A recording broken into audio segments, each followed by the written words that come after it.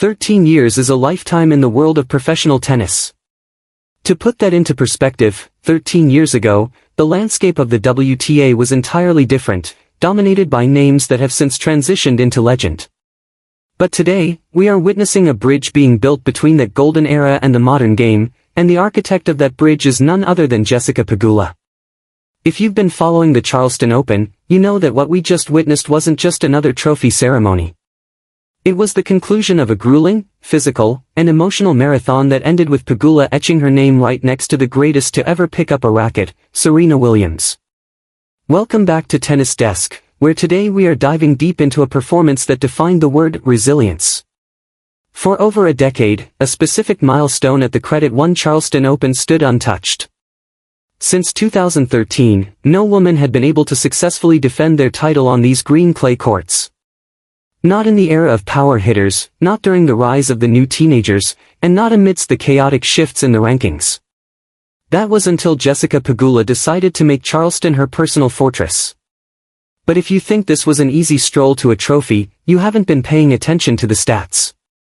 This week was quite literally a war of attrition for the American. Pegula didn't just play tennis this week, she survived it. Her journey began with a brutal, 3-hour and 10-minute opening match against Yulia Putintseva. Anyone who knows Putintseva knows she is the ultimate human backboard. She makes you play every single ball, she frustrates you, and she drags you into deep water. For Pegula to start her title defense with a match that long, that early, it would have broken most players. But for Jessie, it was just the warm-up. From there, the pressure never let up. She was pushed to the brink by Elisabetta Cocciaretto. She had to navigate the raw power and left-handed trickery of Diana Schneider. She even had to fend off the fearless energy of the young Iva Jovic. Think about the mental tax of playing 4 consecutive 3-set matches. On clay, no less. Every slide, every long rally, every break point saved adds up.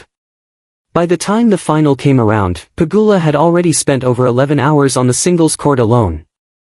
If you include her doubles campaign, she was looking at 13 hours of high-intensity competitive tennis in a single week. Usually, when a player reaches a final after that much time on court, they are running on fumes. We see it all the time, the legs look heavy, the reaction time slows down, and the unforced errors start to pile up. But Pegula is built differently.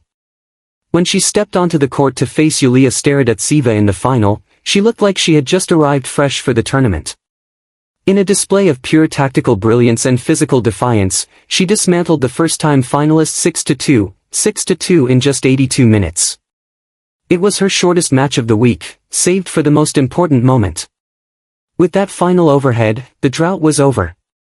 Jessica Pegula became the first woman since Serena Williams in 2013 to win back-to-back titles in Charleston. Think about that name for a second. Serena Williams. When you are the first person since Serena to do anything in tennis, you aren't just having a good week, you are entering the territory of the immortals. We are talking about a list of champions that includes Chris Evert, Steffi Graf, Martina Navratilova, and Tracy Austin. These aren't just players, they are the pillars upon which modern tennis was built.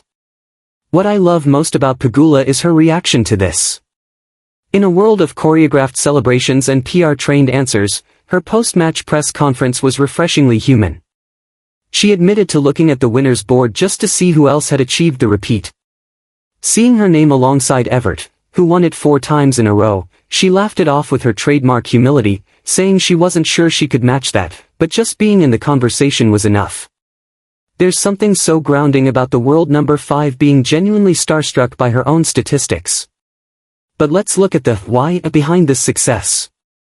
Why is Pegula suddenly the most resilient player on tour? This win gave her a second title for the 2026 season, following her massive WTA 1000 win in Dubai. It brings her career total to 11 titles. But the most telling stat is her record in 3-set matches this year. She has won 10 out of 11 marathon matches. Her only loss in a deciding set came against Elena Rybakina in Miami, and let's be honest, when Rybakina is on, there isn't a player on earth who feels comfortable. Pegula's game in the Charleston final was a masterclass in clay court adaptability. She didn't just out-hit Serena, she out-thought her. Her shot placement was surgical. She used the slice to keep the ball low, she pulled out drop shots at the perfect moments to exploit heavy legs, and her net play was clinical. She won over half of her return points, which is a staggering number on clay against a quality server. But perhaps most impressively, she served like a dream. Facing only 2 break points in the entire final after playing 13 hours of tennis earlier in the week is a testament to her fitness program. So, where does this leave us as we head into the European clay court swing? For years, the narrative around Jessica Pegula has been the most consistent player to never win a slam. She's a fixture in the quarterfinals. She's always there in the second week. At the 2024 US Open, she finally broke that semi-final ceiling, finishing as the runner-up to Aryna Sabalenka. But the big one is still missing from her trophy cabinet. Looking at her current form, her movement on the dirt, and her ability to win when she isn't playing her best, you have to wonder, is Roland Garros the target? Last year, her results in Madrid and Rome weren't what she hoped for, and her French Open ended earlier than expected. But 2026 feels different. She has the momentum of 24 wins already this season, leading the entire tour. She has the confidence of matching a Serena Williams record. Most importantly, she has the grit. The clay season in Europe is notoriously difficult for Americans who prefer the hard courts of home, but Pegula has proven this week that she can handle the grind. She doesn't mind the dirt under her fingernails. She doesn't mind the 3-hour battles. In fact, it seems like she thrives in them. When the match gets tight and the shadows get long on the court, that's when Pegula finds her best tennis. As she packs her bags for Europe, she remains firmly entrenched as the world number 5. But rankings only tell half the story. The real story is the psychological shift. Every player in the locker room now knows that if you take a set off Pegula, the match is far from over. In fact, it's probably just beginning. She has become the ultimate test of will. It was also a beautiful touch to see legends like Tracy Austin and Chris Evert supporting her throughout this run. Evert even gave her a shout-out on social media, acknowledging the difficulty of what she just achieved. Having that validation from the legends whose records you are chasing is the ultimate passing of the torch moment.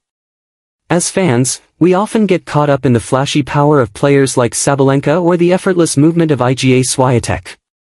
But there is something deeply admirable about the blue-collar brilliance of Jessica Pegula. She isn't trying to be the next Serena, she is perfectly content being the first Jessica Pegula. And if being Jessica Pegula means winning back-to-back titles and matching milestones that have stood for 13 years, then I think she, and the fans of Tennis Desk, will be more than happy with that. What do you think about Pegula's chances in Paris? Can she take this Charleston momentum and finally lift a Grand Slam trophy on the red clay of Roland Garros? Or does the power of the Big Three still present too much of a hurdle? One thing is for sure, after this week, nobody is going to want to see her name in their section of the draw.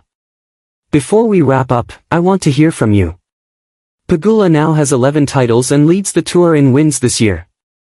Is she currently the most underrated player in the top 10? Drop your thoughts in the comments below, and let's start a conversation. Don't forget to hit that like button if you enjoyed this deep dive, and subscribe to Tennis Desk for all the latest updates as we head into a massive European clay season. We'll be following every slide, every ace, and every milestone right here. Thanks for watching, and we'll see you at the next changeover.